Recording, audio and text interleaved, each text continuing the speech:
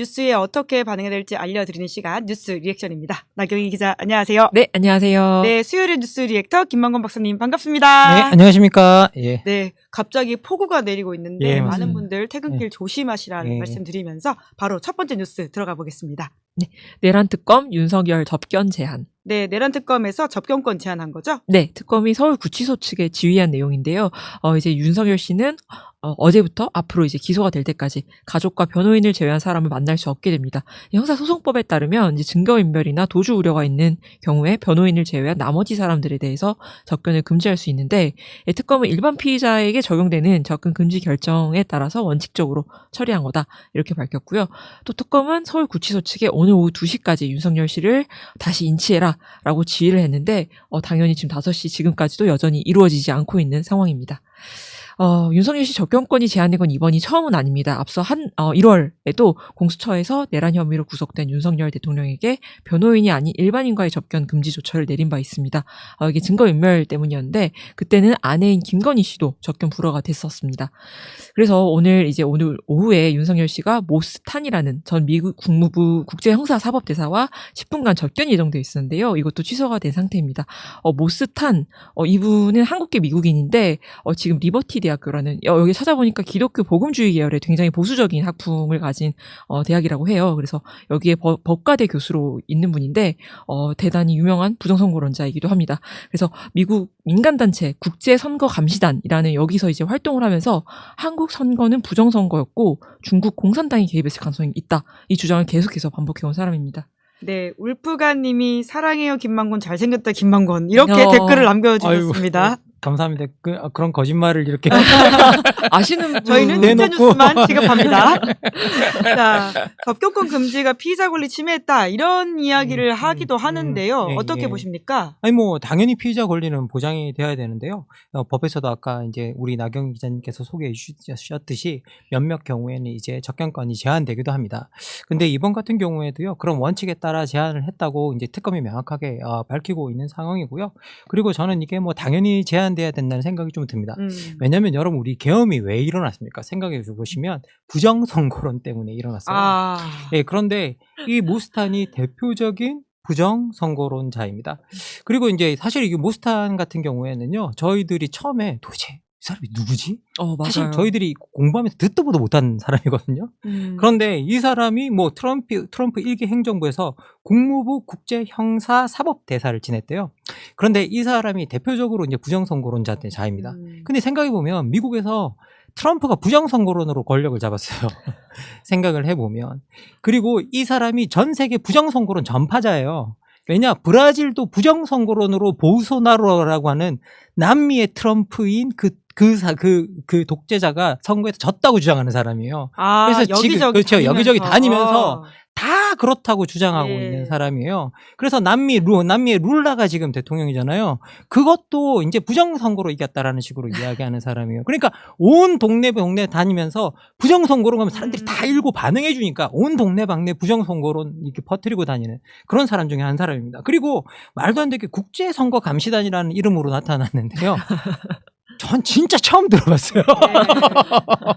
그래서 말도 안 되는 인물입니다. 그런데 이게 정말 황당한 건 뭐냐면 이 사람이 우리나라 대사로까지 언급이 됐다라는 거예요. 대사 후보로까지 언급이 됐다는 거예요. 그래서 정말 우리가 황당하고 어려운 상황입니다. 그리고 사실 그 접견을 제한을 잘했다고 말씀드린 건 뭐냐면 이렇게 트럼프가 자기 뒷배라고 생각하는 사람이잖아요.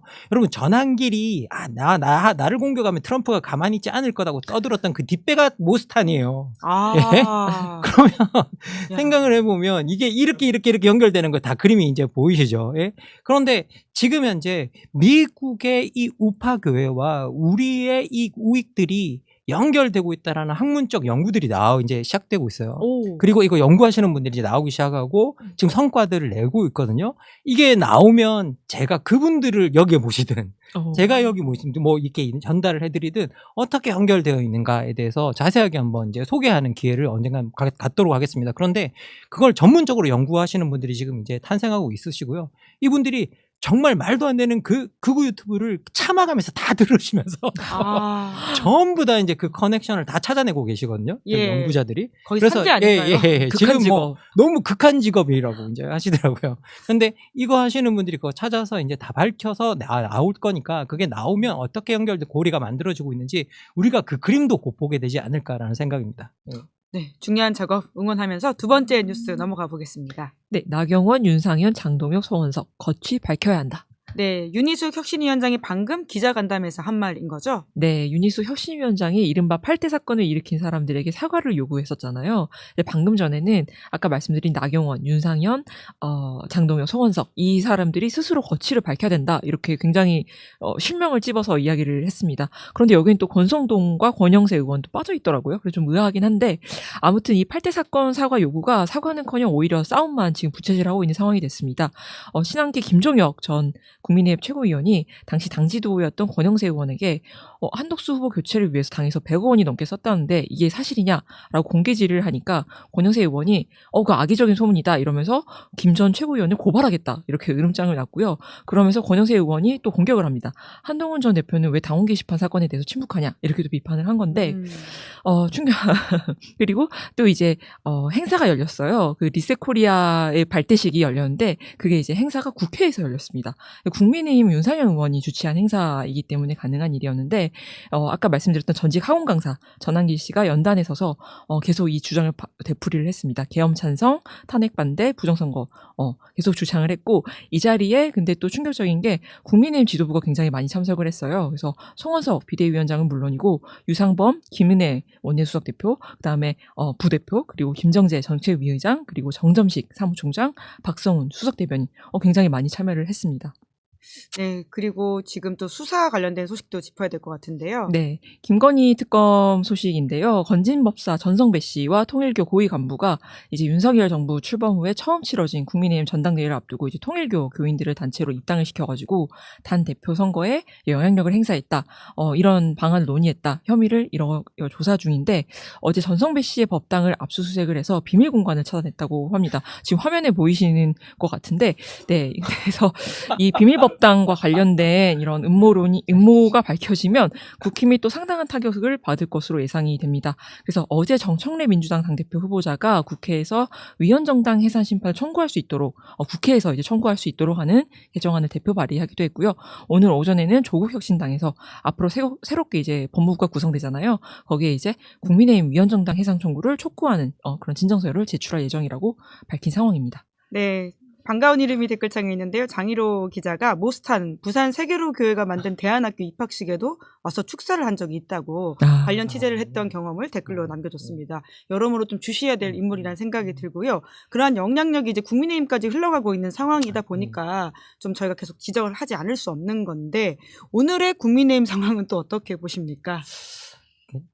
정말 제가 이렇게 말씀드리면 정말 좀 이렇게 말씀드리는 게 맞을까 싶은데 이건 정당이 아니에요. 이건 이제 망한 정당입니다. 여러분 계속 제가 국민의힘은 더 이상 정당 기능을 못한다라고 말씀을 드렸는데 여기는 기본적으로 계엄과 탄핵에 대해서 그러니까 계엄 찬성, 탄핵 반대에 대해서 사과를 안 하잖아요. 기본적으로 거기에 대해서 사과하고 그리고 거기에 찬성했던 사람들 중에 핵심 세력들이 인적 쇄신하자는 말만 나오면 우리가 뭐 어쩌라고 그러면서 또 모여가지고 아직도 부정선거론 이야기하는 사람 특히 정말 좀 격도 이렇게 말하면 안 되지만 정말 당의 격이 떨어지는 게 전한길이 교주야. 네. 당의 교주인가요? 네. 야, 진짜. 교불 배우는 사람인데. 교주예요, 교주. 예, 교주님이셔. 그리고 모여서 거기 이야기 듣고 다 거기 당대표들이 가서 박수치고 앉아있고 참석하고 있다고요? 이게 정당이 아닙니다. 사실 제가 이제 어쨌든 정책을 공부하는 사람이니까 제가 오랜만에 이제 그냥 너무 이렇게 들으면 허무하니까 제가 정당의 기능에 대해서 잠시 소개해 드릴게요. 네네. 저희들이 정치학 할 때 정당의 기능이 뭐냐라고 하면 첫 번째 정당이란 뭐냐? 특정 정치적 견해를 공유하는 사람들의 집단이다.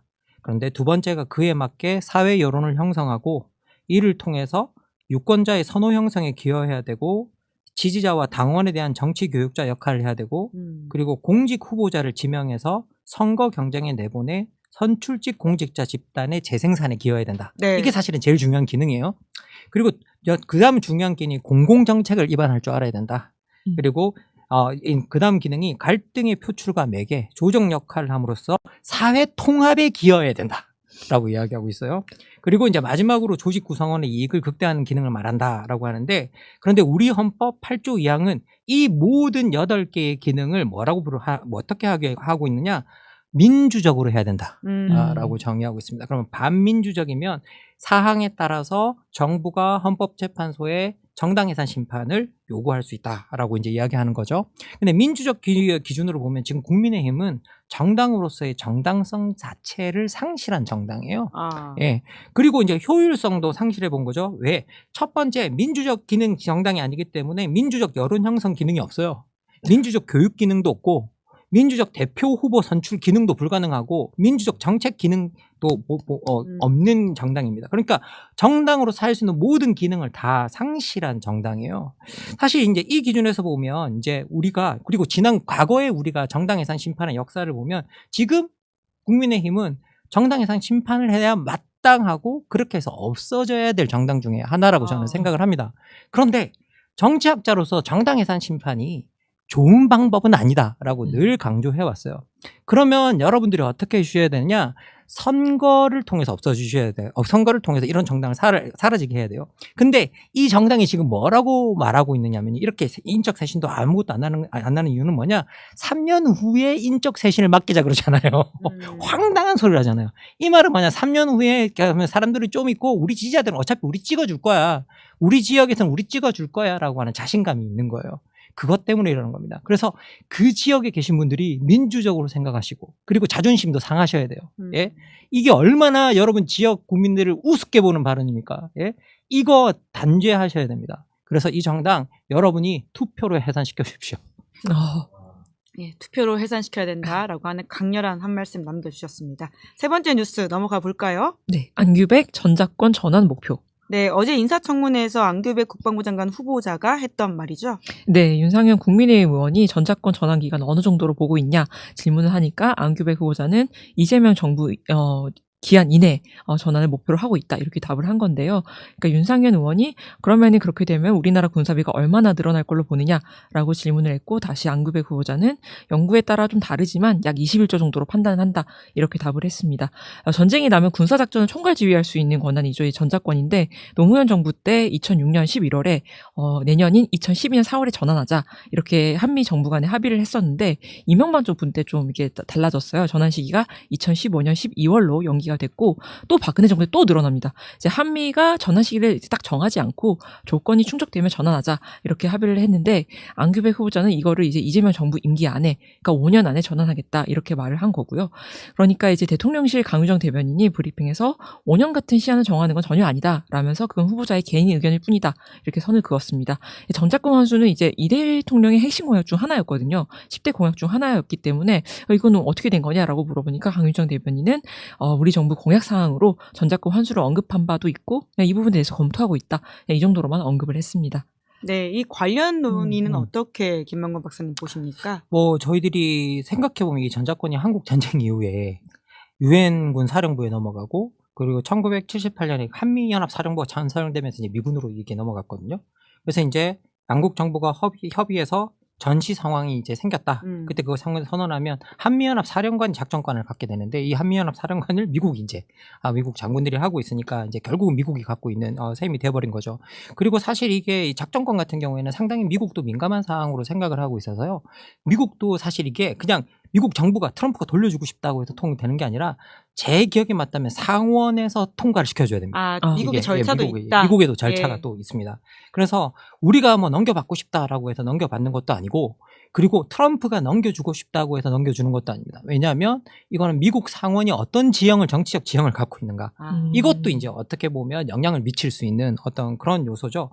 근데 기본적으로 저희들이 전작권을 당연히 주권 국가로서 넘겨받아야 되는 건 맞고요. 그리고 실제로 이제 약간 진보 정권들, 저는 진보 정권이라고 표현하는 거 싫어하지만 진보가 아니라고 생각하기 때문에 어쨌든 이 진보 정권들이 계속 이 전자권을 이제 이양하려고 노력을 했었고, 그리고 회수하려고 노력을 했었는데, 근본적으로 이제 북한이 핵 개발을 하면서 핵 비대칭, 전력 비대칭 문제 때문에 이걸 선뜻 넘겨받기가 이제 어떻게 보면 어려워졌다라는 이야기를 이제 하고 있습니다.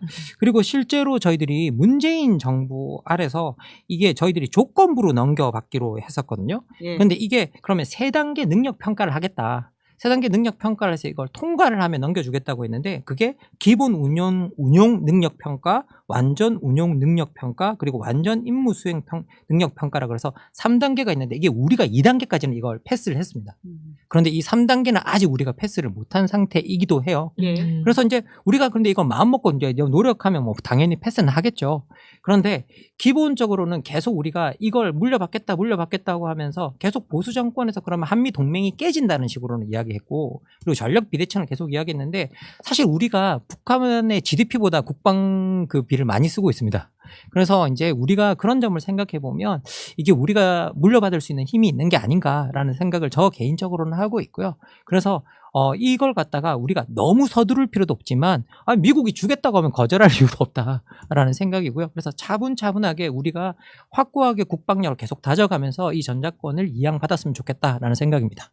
네, 네 번째 뉴스 넘어가 볼까요? 네, 이진숙 논문 관련 의혹 부인. 네, 오늘은 이진숙 교육부 장관 후보자 청문회가 있습니다. 네, 이진숙 후보자가 많은 해명을 했는데요. 이제 충남대와 외부 전문가가 자신의 논문 약 100편을 검증을 해봤다. 카피킬러로 돌려봤는데 표절률이 10% 정도 겨우 넘었다.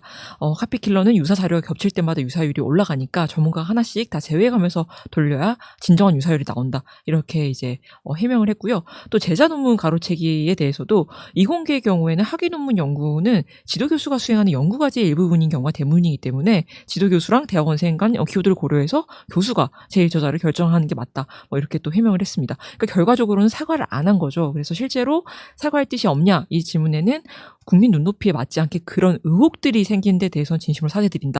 이렇게 말했을 뿐입니다. 또 이제 자진 사퇴할 의사가 있냐 이 질문에 대해서도 저와 같이 했던 총동창회 회장 학생들이 모두 의혹들이 사실이 아니라고 지지성명을 낸 바가 있다라는 좀 동문서답으로 대신을 했습니다. 그러니까 결국엔 사퇴할 마음이 없다는 거를 에둘러서 표현한 것 같아요.